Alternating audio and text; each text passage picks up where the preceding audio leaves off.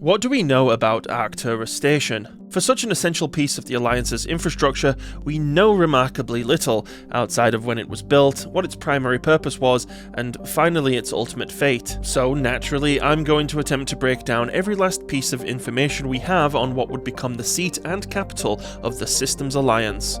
Greetings spacefarers, I'm Michael and welcome to MTJ Disorder's Mass Effect lore. When humanity first activated the Charon Relay, there was no way of knowing what awaited on the other side. Would it be a one-way trip? Were the pioneers of John Grissom's bold expedition charging heedlessly into the jaws of an aggressive extraterrestrial empire?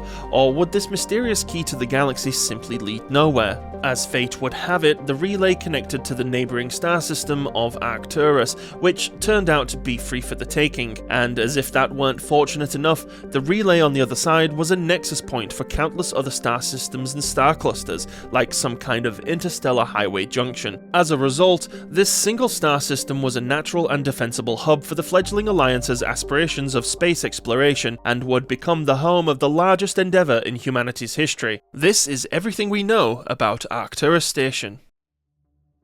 At 36 light-years from Sol, Arcturus stands as the first truly interstellar neighbour explored by humanity. A Type K main sequence red dwarf, it may not be the closest star, but it is one of the brightest in our night sky, making it an obvious candidate for one of the Charon Relay's destinations. The star is much older than Sol and is orbited only by lifeless gas giants and the remnants of an asteroid belt. This would prove to be an important factor in the Alliance's decisions regarding how best to fortify the system. Its value was incredibly high due to the reach of the Arcturus Relay, yet there were few suitable worlds for colonization, giving rise to the need for alternatives to establish a permanent presence in the system. In steps the Alliance Navy. As their military and exploratory fleets grew, so too did the need for a more fitting headquarters, one located not only on the hotbed of resources needed for future expansion, but also in what is now considered the most strategically vital territory in Alliance space. Thus, the plans were drawn up for Arcturus Station, a Stanford Taurus-style space habitat designed to accommodate both the civilian and military branches of the Systems Alliance leadership. Ground was broken, or should I say, space was filled, on the station's construction in 2151. Though there isn't much information about which sections were completed first, it is safe to assume the toroidal structure at its core was likely one of the first, as this is where habitats and other common areas would probably be located. With this self-sustaining spin station completed, not only could preliminary executive officers take up residence, but also the crews and personnel required for continuing construction. Sources such as the Codex also point to this structure as a reference for the station's overall size. While much of the artwork found online depicts the full length as 5 kilometers, I have also found references suggesting this refers to the station's diameter, indicating that the overall length is likely twice that, with the toroidal structure itself having a diameter of 5 kilometers. This habitat is also centered on a central superstructure, which, like the Citadel Tower, would perhaps be best suited for station operations, especially in its early days. The placement of the exterior towers and other buildings on this section support this, and it also makes the most strategic sense.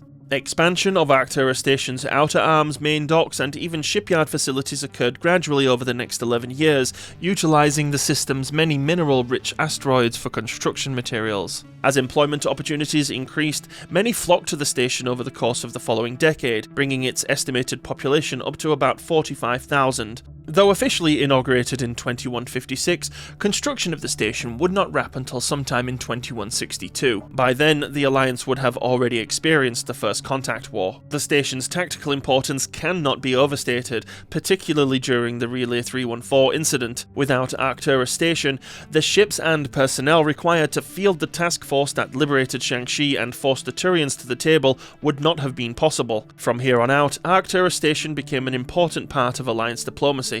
After the First Contact War, General Decius Arterius arrived at the station to exchange prisoners with General Williams. Among them were Jack Harper and Eva Corey, events detailed in the second issue of Mass Effect Evolution, which I won't spoil here. Over the next 2 decades, Arcturus Station grew into a symbol of Alliance power in Council space, and became the de facto capital and home to the Systems Alliance Parliament. By 2183, it was the site of the first test flight of the newly completed SSV Normandy, a stealth frigate designed in collaboration with the Turian Centurion hierarchy. Alliance officers Captain Anderson and Captain Dillard attended the test alongside hierarchy official General Invictus. The flight took an unexpected turn when pilot Jeff Joker Moreau, who was born on Arcturus, hijacked the Normandy to prove his skills. Trapping the ship's original pilot on the station, Joker locked himself in the cockpit, evaded a scramble of patrol fighters, and returned the ship safely to its dock. Impressed, General Invictus pressured the Alliance to assign Joker as the Normandy's pilot, a fortunate outcome considering he would likely have faced a court-martial otherwise.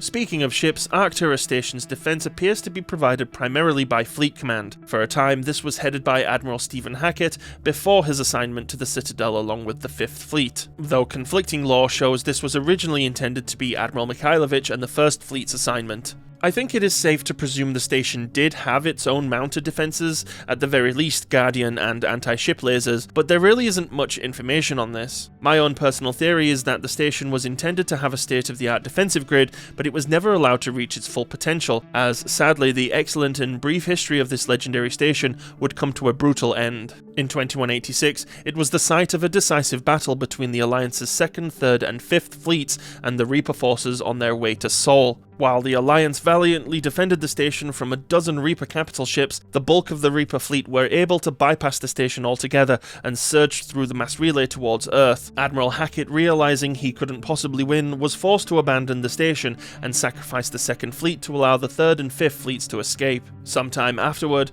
Arcturus Station is utterly destroyed. The entire Alliance Parliament and Prime Minister Amul Shastri were on the station at the time of its destruction and were killed, leaving behind nothing more than a cold grave of over 45,000 people. And that's all we really know. It was a feat of human engineering the likes we had never seen, and perhaps one of a handful of reasons why humanity was able to expand and achieve so much in such a short period of time, and in an instant, it was all gone. Thanks for watching. For more lore content such as this, don't forget to like, share, and subscribe to the channel if you haven't already, and hit the bell notification icon to be informed of the next video. Keela Salam, my friends, and until next time. I should go.